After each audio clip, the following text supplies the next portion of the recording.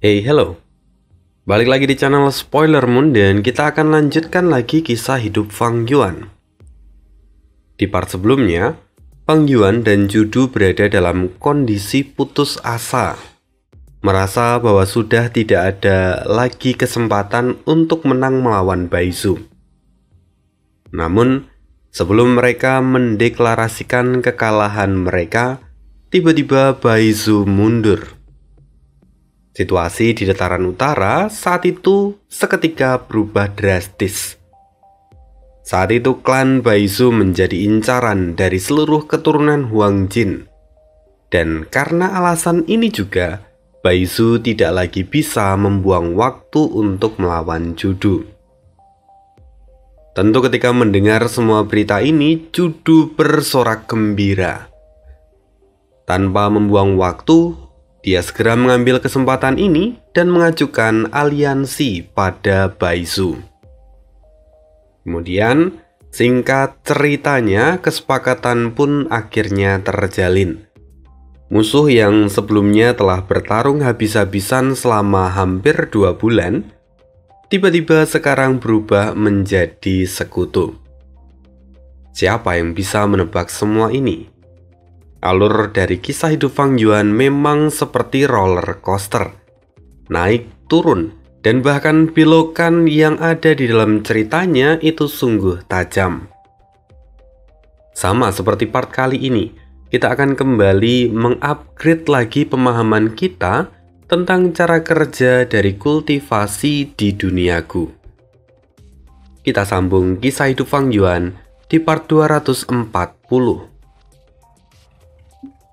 Setelah membentuk kesepakatan dengan Baizu, kini Fang Yuan dan Judu pergi ke gua bawah tanah di dalam gua surga Heaven.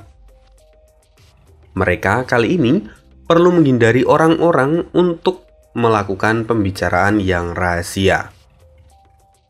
Sesampainya di sana, Judu segera menyiapkan formasi besar dan dia dibantu oleh wasiat palsu dari Bushi dan juga Pang San mulai menyiapkan semuanya. Mari kita mulai, kata Judu yang telah selesai melakukan persiapan dan dilanjutkan dengan mengaktifkan formasi besar di sana. Ini adalah gerakan pembunuh dari jalur aturan dengan Gu Inti, Gu Tidak, dan Gu Peduli. Lalu setelah cahaya bersinar, Judu berkata, "Sudah siap, bicaralah." Fang Yuan yang berada di dalam formasi itu mulai membuka mulutnya.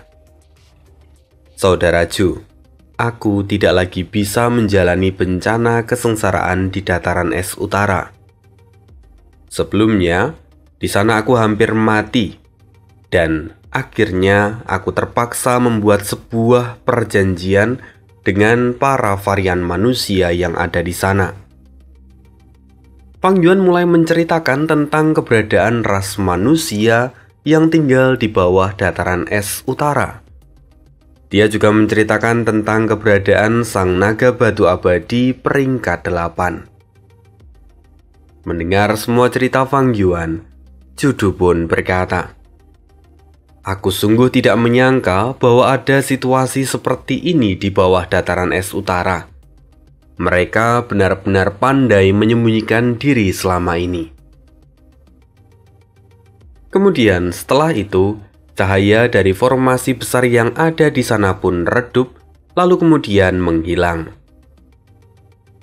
Rupanya, efek dari gerakan pembunuh tidak peduli adalah meniadakan hukuman dari pelanggaran yang terjadi dalam perjanjian. Tetapi itu hanya dilakukan ketika gerakan pembunuh diaktifkan. Lalu saat gerakan pembunuh dinonaktifkan, maka perjanjian akan kembali seperti semula. Rupanya gerakan pembunuh ini tidak sampai menghilangkan perjanjian yang telah dibuat. Namun, jika dimanfaatkan dengan tepat, maka gerakan ini tentu akan sangat berguna.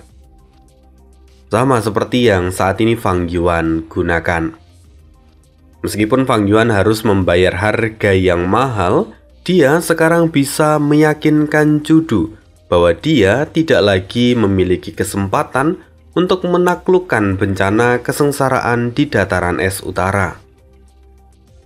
Dengan informasi ini, maka Fang Yuan bisa menjadi jauh lebih tenang. Tapi tentu, Fang Yuan tidak menceritakan semua rahasianya. Dia tetap menjaga kerahasiaan dari Tanah Langya. Fang Yuan adalah orang yang sangat hati-hati. Jadi dia lebih suka untuk menyimpan kartu truf di lengan bajunya. Lantas sekarang, bagaimana pendapat saudara Ju tentang masalah ini? Tanya Fang Yuan pada Judu. Untuk saat ini kita tidak bisa menjalani bencana kesengsaraan di dataran es utara. Maka biarlah seperti itu. Kita akan mencari jalan lagi di masa depan. Jawab Judu dengan sedikit penyesalan di wajahnya. Tapi meski begitu, dia tetap masih menginginkan gerakan pembunuh kesusahan abadi. Karena itu, Judu tetap mau membangun hubungan yang baik dengan Fang Yuan. Lalu, Judu melihat ke arah wasiat Busi dan Pang San. Apakah kalian berdua punya saran tentang masalah ini? Busi segera menggelengkan kepalanya. Terkait dengan urusan itu, kalian hanya bisa menyelesaikannya dengan tangan kalian sendiri. Kami berdua tidak bisa meninggalkan gua setan gila. Tapi, kalian juga harus ingat bahwa sekuat apapun varian manusia, mereka bukanlah tandingan dari manusia. Pang San lalu menyahut, jika kalian memang ingin berurusan dengan mereka, ini akan mudah. Kalian hanya perlu mengumumkan rahasia ini, dan aku yakin bahwa seluruh immortal di dataran utara akan mengejar mereka sampai mati. Mendengar rencana mereka berdua, Judu langsung menggelengkan kepala. Itu memang cara termudah, tapi aku tidak ingin menggunakannya. Karena kalau sampai pertarungan besar terjadi, maka dataran es utara akan benar-benar hancur dan aku tidak akan mendapatkan apapun dari sana. Selain itu, saudara Liu juga akan terlibat dalam masalah ini. Dia memiliki perjanjian dengan mereka. Jadi ketika mereka diserang, jadi saudara Liu harus membantu mereka. Itu akan menjadi situasi yang sulit bagi saudara Liu. Mendengar itu Pang San lalu menggerutu. Ya, aku pun tahu itu. Aku hanya mengatakan apa yang ada di pikiranku. Sementara itu, Fang Yuan melihat respon Judu, dia menyeringai dalam hati. Penilaiannya benar-benar akurat, bahwa setelah mengetahui rahasia ini, Judu tidak akan gegabah dan menyerang dataran es utara. Dengan begitu maka dia bisa menghindari konflik ini. Kemudian, di saat yang sama, Fang Yuan pun semakin memahami sikap dari trio iblis eksentrik. Mereka telah tinggal lama di dalam gua setan gila, dan mereka tidak akan meninggalkan tempat itu meskipun dunia luar dilanda kekacauan. Oleh karena itu, apa yang Fang Yuan lakukan saat ini sungguh tidak sia-sia. Lalu, mereka kembali melanjutkan beberapa bahasan, dan setelah selesai, Judu segera menyimpan wasiat Pang San dan juga Busi. Kemudian, Fang Yuan dan Judu akhirnya kembali ke permukaan. Begitu mereka keluar, mereka bisa melihat para varian manusia yang saat ini sedang bekerja dan membangun kembali gua surga Heaven. Para varian manusia ini adalah budak milik Baizu. Sesuai dengan perjanjian, Baizu akan diberikan sebagian dari gua surga Heaven. Tapi dia juga harus ikut membangun kembali gua surga Heaven. Sesaat kemudian, sebuah suara kemudian terdengar. Salam kepada tetua tertinggi dan tetua tertinggi kedua. Judu dan Fang Yuan menoleh. Mereka melihat Hao Shen yang kini memberi hormat pada mereka. Akan muncul sebuah pertanyaan, kenapa Fang Yuan dan juga Judu dipanggil tetua tertinggi? Alasannya, karena sekarang Judu telah resmi mendirikan sekte Judu, di mana dia dan Fang Yuan adalah pemegang otoritas tertinggi dari sekte Judu. Ini juga adalah salah satu bentuk upaya dari Judu untuk mengikat Fang Yuan. Walaupun sebenarnya Fang Yuan sendiri sempat menolak tawaran ini, tapi Judu memberikan pengecualian dan perlakuan khusus padanya. Sehingga setelah mempertimbangkan segalanya, Fang Yuan kemudian menyetujui permintaan ini. Dan jujur saja, karena status ini, Fang Yuan akhirnya bisa berdiskusi dengan Baizu. Karena sekte Baizu adalah sekutu atau aliansi dari sekte Zhou. Dan dari situ, kemudian Fang Yuan melakukan beberapa transaksi dengan Baizu. Dia menjual banyak barang yang sebelumnya ia dapatkan dari Gua Surga Heaven. Lalu, Fang Yuan menukarnya dengan kristal surgawi dan juga dia meminjam Gu Immortal serta gerakan pembunuh investigasi milik Baizu. Ini adalah perdagangan yang besar dan tentu Fang Yuan juga memiliki keuntungannya sendiri. Kemudian sekarang, Fang Yuan dan Judu kembali terbang dan meninggalkan Haosen. Sekarang aku akan pergi. Saudara Zhu tidak perlu mengantarku keluar, kata Fang Yuan sambil tersenyum. Judu berdiri dan terlihat sedikit khawatir. Bukankah kamu baru saja mendapatkan warisan Heaven?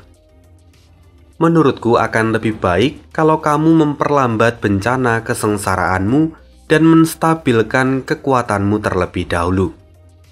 Dengan kondisimu saat ini, ada resiko besar yang menantimu. Apa kau benar-benar yakin akan keputusanmu ini?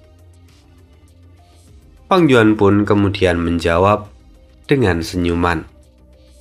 Keuntungan tidak akan pernah datang tanpa resiko. Karena itu aku akan menghadapinya. Lagi pula, kalau aku dalam masalah, aku masih memiliki saudara Zhu. Dan aku yakin saudara Zhu akan datang untuk membantuku. Mendengar itu, Judu pun merasa sedikit lega. Kalau memang begitu, maka jangan ragu untuk menghubungiku. Meskipun sekarang aku tidak bisa menemanimu pergi, tapi kalau kamu dalam keadaan bahaya, pasti aku akan datang untuk membantu. Oleh karena itu, apakah kamu sudah menentukan lokasi yang akan kamu tuju? Fang Yuan lalu menjawab, belum, tapi aku akan segera memikirkannya. Baiklah, kalau begitu, jaga dirimu baik-baik, kata Judu sambil membuka pintu masuk Gua Surga Heaven. Tentu, sampai jumpa lagi, saudara Zhu. Fang Yuan lalu melangkahkan kakinya keluar dan meninggalkan Gua Surga Heaven tanpa sedikit pun menoleh ke belakang. Judu melihat punggung Fang Yuan yang perlahan menghilang di cakrawala. Dia kini terlihat menghela nafas panjang sebelum akhirnya menutup pintu Gua Surga Heaven. Bagaimanapun, Judu merasa bahwa Fang Yuan itu sangat sulit untuk dikendalikan. Karena itu, dia telah mengerahkan banyak upaya untuk tetap membuat Fang Yuan berada di sisinya. Karena itu, kita patut mengapresiasi usaha dari Judu. Lalu berikutnya, kita akan kembali berpindah ke perbatasan selatan. Sebelumnya, Ying Wuxie dan yang lainnya telah mengamati keadaan dari alam mimpi yang terbuntuk di Gunung Yitian. Tidak ada yang bisa mereka lakukan selain menunggu. Karena itu, Ying Wuxie lalu kemudian kembali ke tempat Bai Ning dan membawanya menuju Gunung Pot Giok. "Mengapa kau membawaku ke tempat ini?" tanya Bai Ning tanpa rasa ragu. Ying Wuxie tersenyum sambil terus memimpin jalan. "Bai Ning, kau saat ini terlalu lemah. Gunung ini memiliki pengaturan yang sekte bayanganku tinggalkan. Kali ini kami membawamu untuk meningkatkan kekuatanmu, sehingga nanti kau bisa menangani taruhan dari 5 Xiangs. Baining tentu sudah mendengar taruhan ini dari pertemuan pertamanya dengan Ying Wuxie sebelumnya, tapi dia masih tidak tahu arti dari taruhan 5 Xiangs. Karena itu Baining pun berkata, "Aku masih tidak mengerti.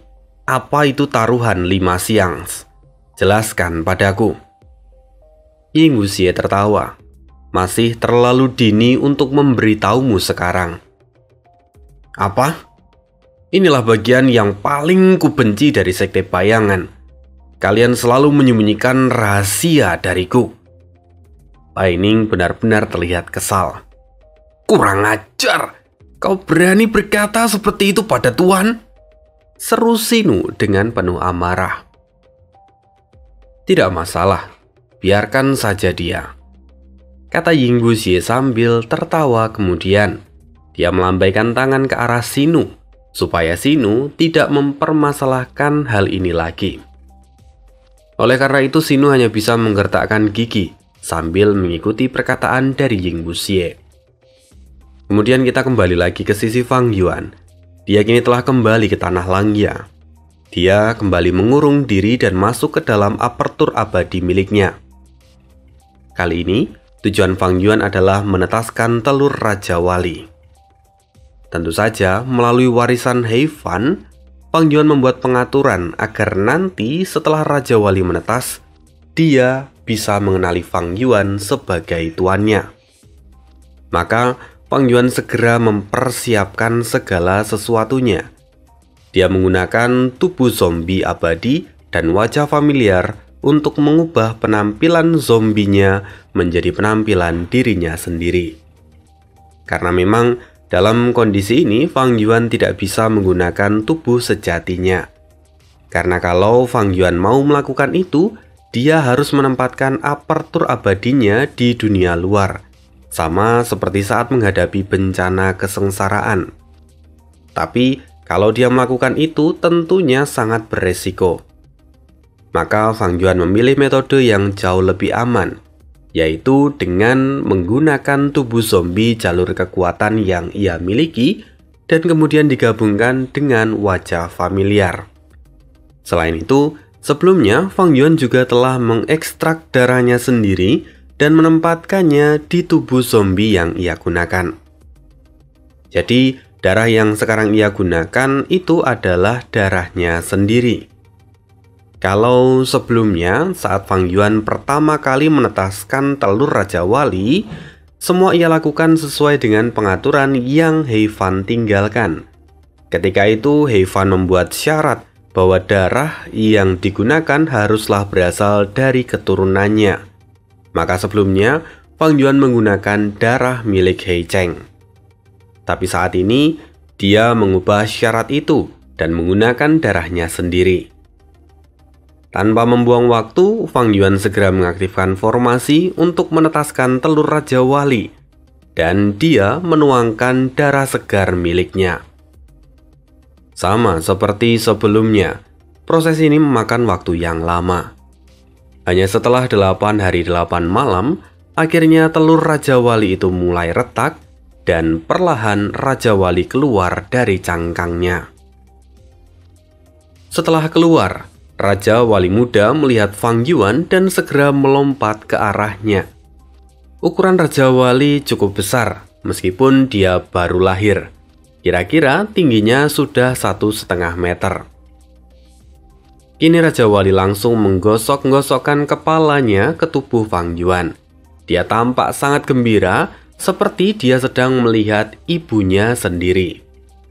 Baiklah, kurasa kau lapar, karena itu makanlah dulu," kata Fang Yuan yang kemudian mengeluarkan potongan kristal surgawi dan menempatkannya di depan Raja Wali muda. Tentu Raja Wali tampak sangat bahagia. Dan dia langsung mematuk kristal surgawi itu. Meskipun kristal surgawi jauh lebih keras daripada berlian, tapi Raja Wali bisa memotongnya seperti orang yang memotong tahu. Raja Wali segera melahap kristal surgawi yang ada di depannya.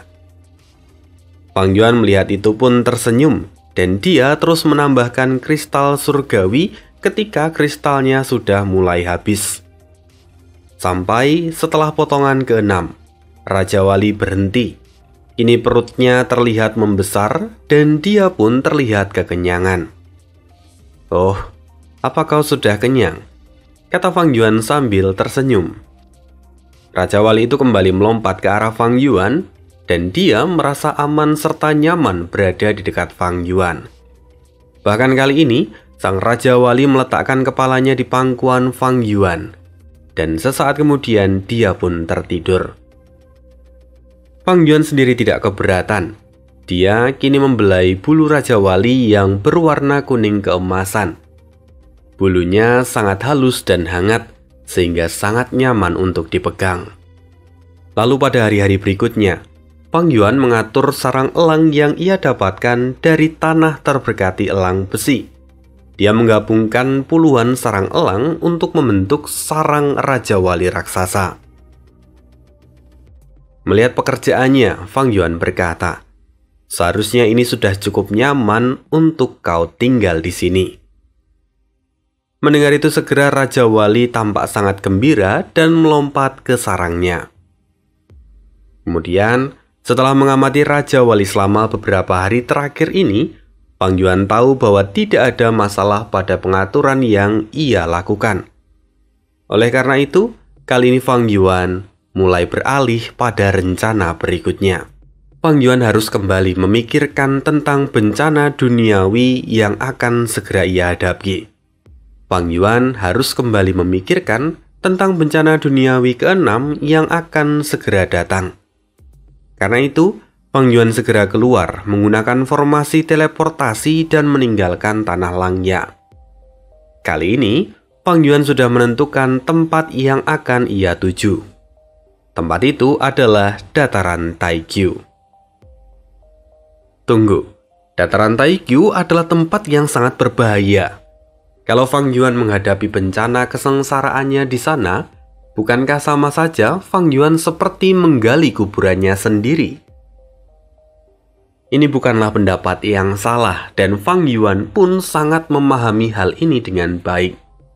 Tapi kali ini tujuan Fang Yuan memang bukan untuk menghadapi bencana kesengsaraan secara langsung maksudnya, melainkan dia datang ke dataran Taikyu untuk menyelesaikan bencana kesengsaraan tanpa menghadapinya. Loh, memangnya bisa? Bisa. Karena itu kita akan mendengarkan apa yang Fang Yuan lakukan berikutnya. Fang Yuan dengan cepat bergegas meninggalkan formasi teleportasi dan berjalan menuju ke arah pinggiran dataran Taikyu. Fang Yuan berlari dengan sangat cepat dan dia menggunakan wajah familiar serta gu batas gelap untuk menghindari deteksi dari kehendak surga. Dan setelah 3 hari berlalu, akhirnya Fang Yuan mencapai wilayah pinggiran sisi selatan dari dataran Taikyu. Tempat inilah yang menjadi tujuan dari Fang Yuan. Di sana terlihat pepohonan yang baru mulai tumbuh dan juga binatang buas yang tidak terlalu banyak. Tempat ini terlihat seperti bekas medan perang yang terjadi belum lama ini. Dan tepatnya memang pertempuran itu adalah pertempuran dari perebutan warisan Dongfang Changfan. Kali ini Fang Yuan dengan segera menggunakan sebuah gerakan pembunuh yang ia dapatkan dari Baisu. Gerakan pembunuh dari jalur investigasi untuk menemukan lokasi dari tanah terberkati ataupun gua surga. Nah, salah satu faktor kenapa Baisu sebelumnya bisa menemukan gua surga Heaven karena dia memiliki gerakan pembunuh ini. Dan karena kegunaan yang sangat luar biasa, Fang Yuan pun meminjamnya dengan menggunakan aliansi yang telah terjalin di antara Sekte Chu dan juga klan Baisu. Dan setelah mengaktifkan gerakan pembunuh itu, Fang Yuan menyeringai. Bagus, ingatanku tidak salah. Disinilah tempat dari Han Dong mati. Han Dong adalah seorang Gui Immortal peringkat 6 yang dulu ikut memperebutkan warisan Dongfang Changfan. Ya, mungkin kita sudah mulai lupa karena memang ada terlalu banyak karakter yang muncul. Dan Han Dong ini adalah salah satu karakter sampingan yang sebenarnya tidak terlalu penting. Tapi kali ini kematiannya kembali digunakan oleh Fang Yuan. Fang Yuan mengingat bahwa Han Dong dulu juga dikenal sebagai 3 elit bersama dengan Lu Qingming dan juga Su Guang. Ketiganya sering bekerja sama dan mencapai reputasi besar bersama. Sayangnya, dalam perebutan warisan dari Dongfang Changfan, Han Dong mati di tempat ini. Itulah yang Fang Yuan ingat. Dan karena itu, Fang Yuan dengan sengaja datang ke tempat ini. Setelah Fang Yuan memastikan lokasinya, dia segera mengeluarkan Raja Wali. Meskipun baru beberapa hari, tetapi kali ini Raja Wali telah tumbuh hingga tingginya mencapai 2,5 meter. Dia cukup kuat untuk membawa Fang Yuan di punggungnya saat ini. Sekarang aku akan bergantung padamu, kata Fang Yuan pada Raja Wali. Dan Raja Wali pun terlihat sangat bersemangat, lalu dia merentangkan sayapnya yang lebarnya mencapai 5 meter. Fang Yuan lalu kemudian naik ke atas punggung Raja Wali, dan mereka terbang dengan sangat cepat. Raja Wali kini terbang menembus awan, sampai saat berikutnya dia tiba-tiba berbalik arah dan menukik ke arah bawah seperti sedang memburu mangsanya. Kecepatan Raja Wali tidak perlu dipertanyakan, dia jatuh seperti meteor. Namun, kini Raja Wali terlihat seperti akan menabrak tanah. Kalau memang dia benar-benar menabrak tanah dengan kecepatan secepat ini, maka luka yang ia miliki jelas tidak akan sederhana. Tapi meski begitu, Raja Wali sama sekali tidak melambat. Lalu, saat dia berada pada ketinggian kira-kira 3 meter di atas tanah, sebuah pintu tiba-tiba terbuka, dan Raja Wali bersama dengan Fang Yuan langsung masuk ke dalam pintu itu yang ternyata adalah pintu menuju tanah terberkati milik Han Dong. Inilah kemampuan dari Raja Wali yang mana mampu menembus gua surga peringkat 9. Oleh karena itu, sekalipun saat ini Raja Wali masih muda, dia bisa menerobos tanah terberkati dari ahli peringkat 6 ataupun peringkat 7. Dan setelah menerobos dinding tanah terberkati itu, mereka mendarat dengan selamat. Fang Yuan kini akhirnya tiba di dalam tanah terberkati milik Han Dong. Fang Yuan mengamati sekitar. Tempat itu terlihat seperti hamparan pantai, namun airnya dangkal dan tidak dalam. Tempat ini terlihat memukau karena ada begitu banyak kehidupan di dalamnya. Terdapat petakan-petakan air, seperti petakan-petakan di sawah yang saling terhubung satu dengan yang lain. Selain itu, tempat ini juga memiliki banyak kehidupan di dalamnya, terutama dari jenis ular, yang mana ada sangat banyak di tempat itu. Fang Yuan sendiri tampak mengamati sekitar, dan tiba-tiba sebuah suara mendesis mengusik telinganya. Suara itu adalah suara ular. Namun begitu masuk ke dalam pikiran Fang Yuan, suara itu segera diterjemahkan menjadi bahasa manusia oleh kepala Fang Yuan. "Siapa kamu? Kenapa kamu mendatangi rumahku? Cepatlah pergi, kau tidak disambut di sini," kata suara itu. Yang kemudian sosok ular berada di depan Fang Yuan. Inilah perwujudan dari roh tanah Han Dong, roh ular. Melihat itu, Fang Yuan tersenyum. Dia berkata, "Aku datang kemari karena aku ingin menjadi tuanmu. Karena itu aku bertanya, apa syarat yang kau berikan?" Roh ular kemudian menjelaskan.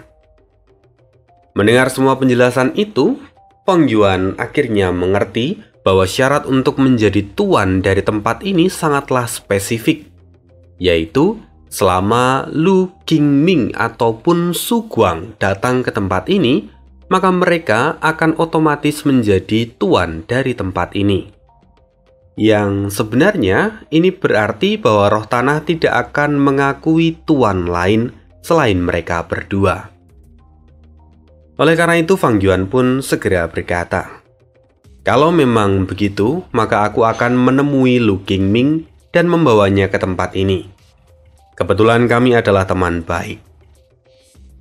Mendengar itu roh ular pun menjadi sangat bersemangat. "Sungguh? Apakah kamu dapat menemukan saudara Lu Qingming? Jika iya, ini sungguh luar biasa." Fang Yuan pun menjawab, "Tentu saja, karena sebenarnya Lu Qingming berada di dekat sini. Dia sebelumnya mendengar bahwa tubuh utamamu mati di tempat ini, dan karena itu dia meminta bantuanku untuk menemukanmu," kata Fang Yuan. Roh ular pun semakin bersemangat. "Terima kasih, kamu sungguh orang baik. Kalau begitu, tolong panggilkan saudara Lu Qingming. Aku akan menunggu di sini." Segera roh ular membuka pintu keluar. "Baiklah kalau begitu, maka aku akan segera pergi dan menemuinya," kata Fang Yuan yang kemudian terbang meninggalkan tanah terberkati itu. Setelah beberapa saat, Fang Yuan kini menggunakan wajah familiar dan berubah menjadi Lu Qingming. Dia segera kembali ke tanah Handong. Lalu ketika pintu terbuka, Fang Yuan pun masuk. Di dalam roh ular langsung menangis ketika melihat Fang Yuan yang berwujud Lu Qingming. Dia segera berlari dan berkata, "Saudara Lu, akhirnya kita bertemu lagi." Tampak ular itu sangat terharu. Fang Yuan dengan sigap menghiburnya, dan dia juga berhasil menenangkan suasana hati dari roh ular. Lalu kemudian, roh ular kembali bertanya, "Saudara Lu, di mana temanmu tadi? Kenapa dia tidak ikut lagi bersamamu?" Fang Yuan lalu berkata, "Dia adalah orang baik. Setelah sebelumnya berpisah denganmu, aku jatuh dalam keadaan kritis dan dialah yang membantuku. Bahkan dia juga memberikan bimbingan pada kultivasiku setelahnya. Aku benar-benar berhutang budi padanya. Lalu sekarang, dia mengatakan bahwa dia tidak perlu masuk. Meskipun dia menginginkan tanah ini, tapi kamu sendiri menginginkan aku ataupun Su Guang untuk menjadi tuanmu.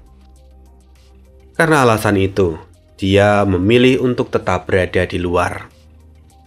"Wah, dia benar-benar orang yang baik," kata roh ular dengan penuh kekaguman. Kemudian Fang Yuan berkata lagi, "Saudaraku, seperti yang kamu tahu, temanku itu adalah orang yang baik. Aku berhutang nyawa padanya. Bahkan sekarang, aku juga memiliki tempat yang masih kukembangkan atas pemberiannya. Karena itu sebagai gantinya, aku ingin memberikan tanah ini kepadanya. Aku harap kamu bisa mengerti akan permintaanku ini." Mendengar itu roh ular tertegun. Tapi aku ingin kalian yang menjadi tuanku." Fang Yuan tersenyum. "Tenang saja, dia adalah orang yang baik. Lagi pula, sekarang aku adalah tuanmu. Oleh karena itu, jika aku mengajukan sebuah permintaan, bukankah kamu akan mengabulkannya?" Roh ular tampak berpikir, "Itu benar." Kemudian Fang Yuan berkata lagi, "Karena itu aku ingin kamu menjadikan temanku itu sebagai tuanmu." Mendengar itu roh ular tidak bisa menolak. Bagaimanapun ini adalah permintaan dari tuan tanah sendiri, dan itu bersifat mutlak. baiklah kalau memang itu maumu.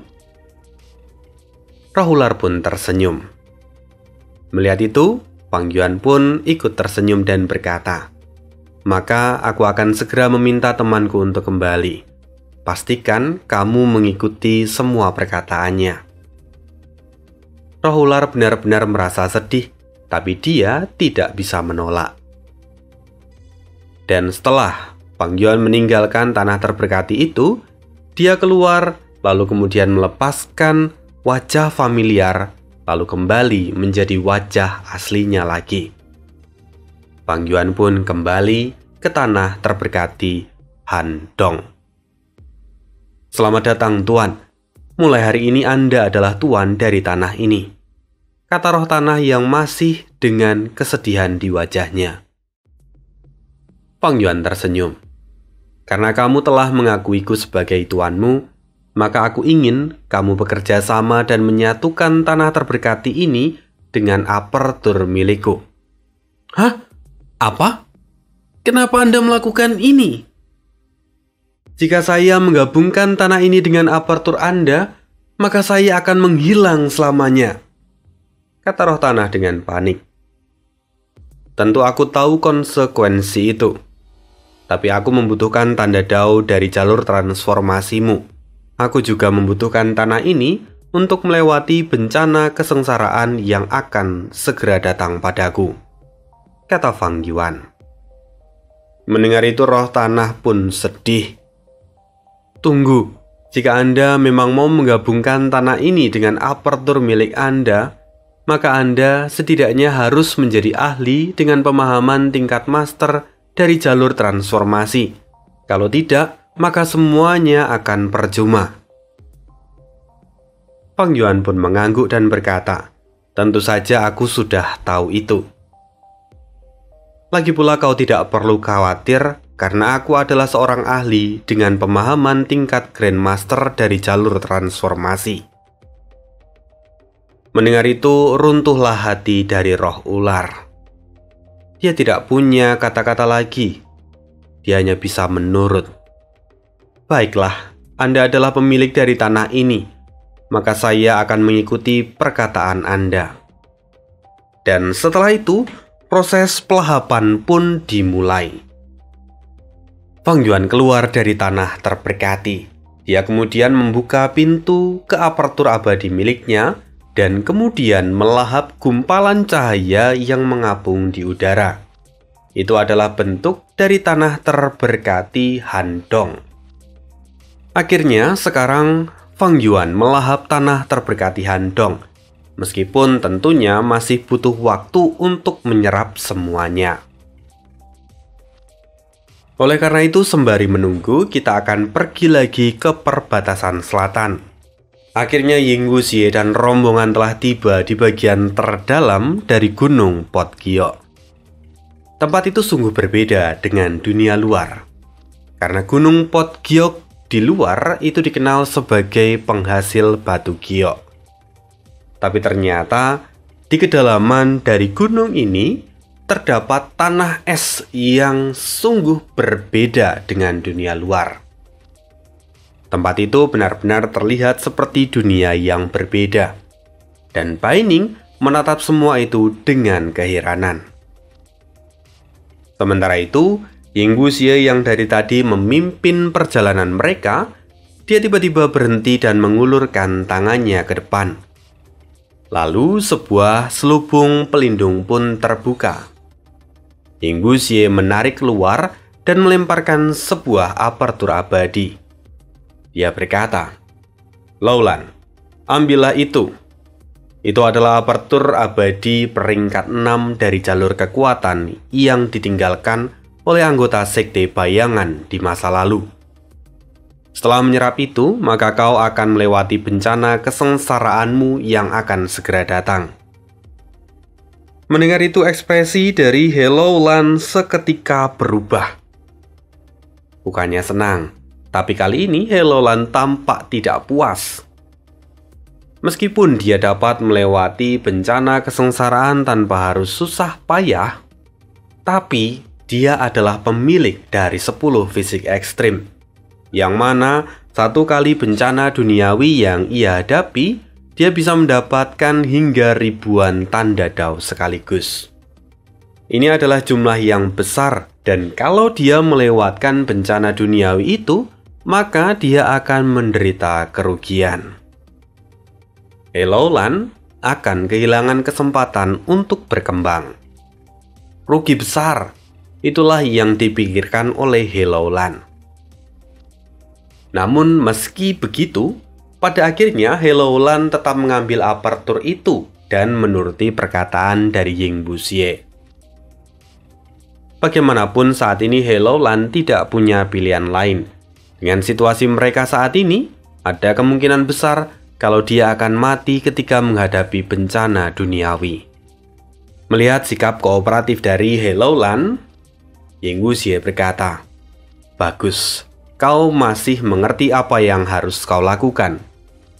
Bahkan jika hal ini akan membawa beberapa kerugian padamu, tapi tindakan ini juga akan membuatmu lebih aman saat ini. Terlebih dengan metode yang sudah dikembangkan oleh Sekte Bayanganku, kamu masih bisa mendapatkan sejumlah besar tanda dao dari apertur yang kau serap. Ya, walaupun semuanya nanti akan bergantung pada kecakapanmu sendiri. Sayangnya metode ini masih memiliki keterbatasan dan tidak sama dengan tubuh abadi berdaulat, yang mana tubuh itu dapat langsung menyerap semua tanda dao di dalam apertur yang sedang ia serap." Sambil mengatakan itu, Ying Buxie kembali memikirkan tentang Fang Yuan. Bagaimanapun, saat Fang Yuan tahu manfaat dari menyerap apertur abadi, maka itu akan membuat pertumbuhan Fang Yuan meningkat secara gila-gilaan. Dan benar saja, saat ini Fang Yuan telah menyerap tanah terberkati Handong. Dia terkejut setengah mati saat dia melihat apertur abadi miliknya. Apa yang sebenarnya terjadi di sini? Kata Fang Yuan saat melihat bahwa kini sebuah area dengan perairan dangkal tercipta di dekat dataran utara mini. Tanah itu sama persis seperti tanah terberkati Handong. Bahkan semua sumber dayanya yang ada di sana tidak berubah sedikit pun. Fang Yuan yang penasaran segera melangkah mendekat. Dan di sana dia menemukan bahwa ternyata roh ular pun tidak hilang. Ini benar-benar adalah penyerapan yang sempurna, atau malah bisa disebut ini sebagai pemindahan tanah terberkati ke dalam apertur miliknya sendiri. Pada umumnya, ketika penyerapan dilakukan, yang terjadi adalah semua sumber daya akan menghilang dan tanda dao itu akan masuk ke dalam apertur abadi mereka. Namun kali ini rupanya berbeda dengan Fang Yuan. Setelah itu terdengar suara dari roh ular. Apa yang terjadi di sini? Kenapa aku masih hidup? Roh ular tampak kebingungan. Dan melihat hal itu, Fang Yuan segera menyingkirkan semua kebingungan dan keheranannya, lalu dia mulai berakting. Fang Yuan tertawa. Ini adalah metode rahasia yang kukembangkan. Aku bisa menyerap tanah terberkati dan menjadikannya sebagai milikku sendiri. Sebelumnya aku memang tidak mengatakan hal ini kepadamu karena aku ingin melihat kesetiaanmu. Aku sungguh memujimu karena kau rela mengorbankan dirimu dan memberikan segalanya padaku. Sungguh, tindakanmu itu luar biasa. Mendengar hal itu, mata roh ular pun berbinar. Dia kini menjadi sangat kagum pada Fang Yuan. Tuanku memang luar biasa. Bakat Anda jauh lebih tinggi dari surga. Saya bersyukur memiliki tuan seperti Anda. Fang Yuan pun tersenyum. Baiklah. Sekarang aku ingin memastikan beberapa hal. Pertama, aku baru kali ini menggunakan metode yang kukembangkan ini. Jadi aku ingin memastikan beberapa hal. Pertama, aku ingin tahu seberapa besar kendalimu pada tanah ini sekarang. Roh ular pun menjawab, sama seperti sebelumnya, Tuan. Ini sungguh luar biasa. Saya sungguh tidak percaya kalau Anda telah menyerap tanah ini. Fang Yuan pun mengangguk dan berkata, "Oh, sungguh sesuai dengan dugaanku."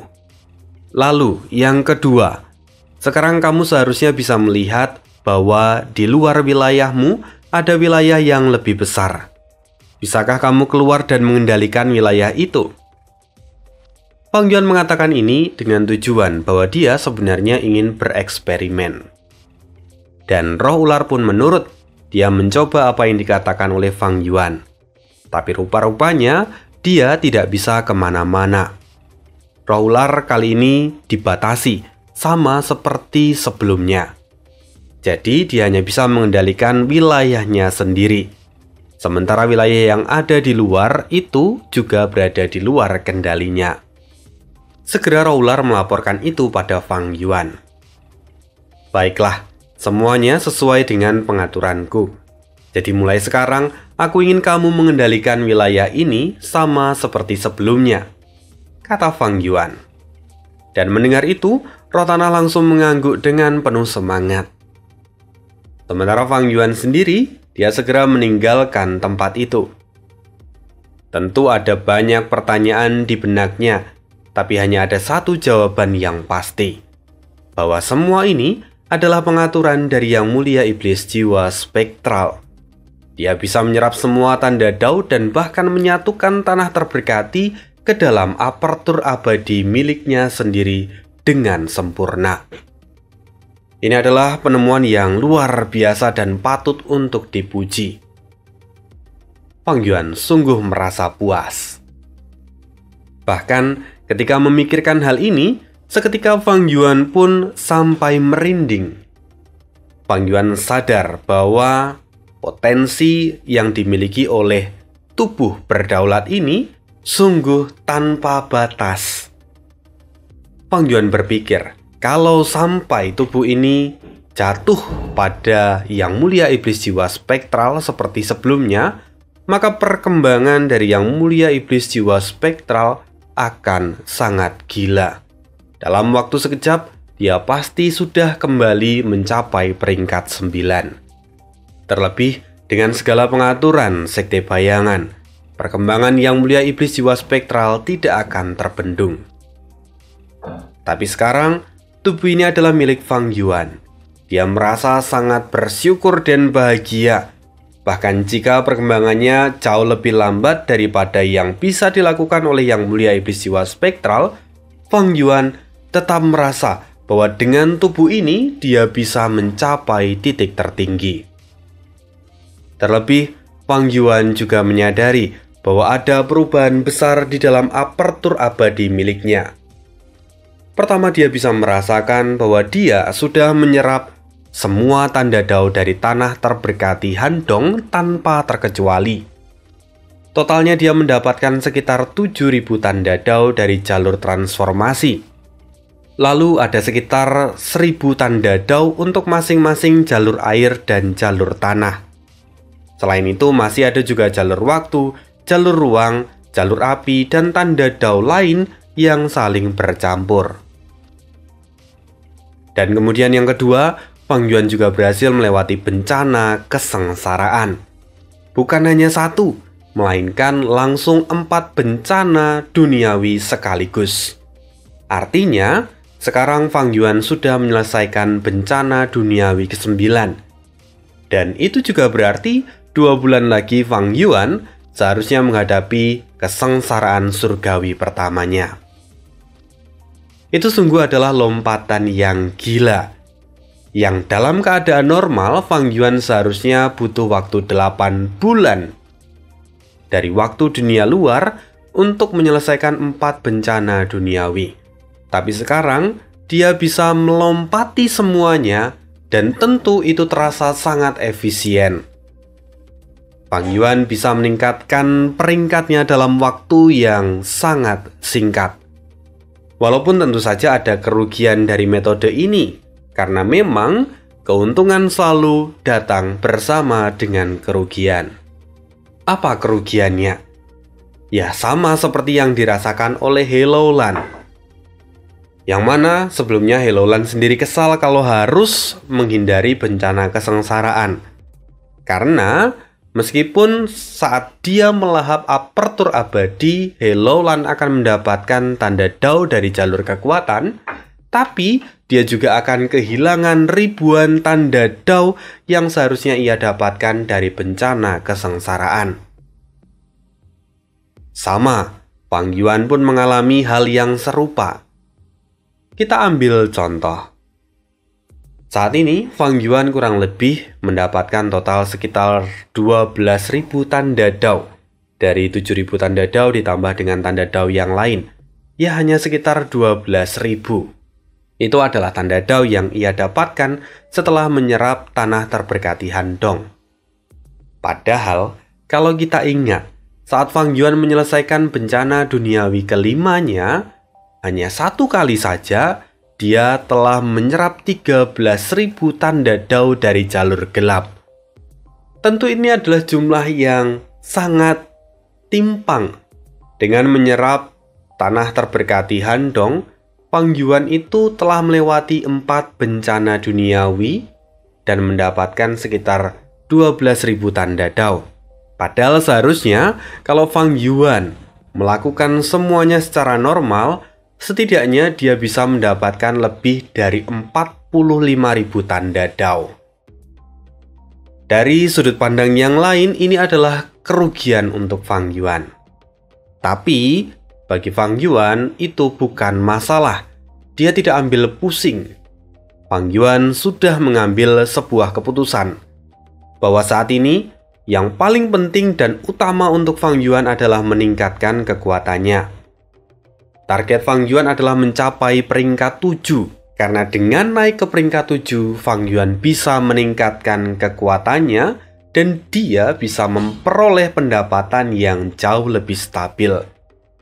Dan Fang Yuan memiliki pendapatan yang jauh lebih stabil karena ketika naik ke peringkat 7, maka dia akan mendapatkan esensi abadi kurma merah. Kalau dilihat dari sudut pandang aneh, saat ini sebenarnya Fang Yuan seperti menjual tanda Dao yang seharusnya ia miliki untuk mendapatkan waktu supaya dia bisa naik peringkat dengan lebih cepat. Ya, wajar kalau ada pepatah yang mengatakan waktu adalah uang. Dan karena itu, untuk membeli waktu juga kita perlu uang. Sebaliknya, agar kita bisa mendapatkan uang, kita juga mengorbankan waktu kita. Begitulah dunia ini bekerja. Dan begitulah juga kisah hidup Fang Yuan hari ini. Kita mendapatkan satu pemahaman baru bahwa setelah Fang Yuan melahap tanah terberkati, maka dia bisa memindahkan seluruh tanda Dao ke apertur miliknya. Lalu, dia juga mendapatkan seluruh tanda Dao dari tanah itu. Serta yang paling penting, Fang Yuan dapat melompati bencana kesengsaraan. Jadi, begitu saja cerita hari ini. Kita akan sambung lagi kisah hidup Fang Yuan di part berikutnya. Bye.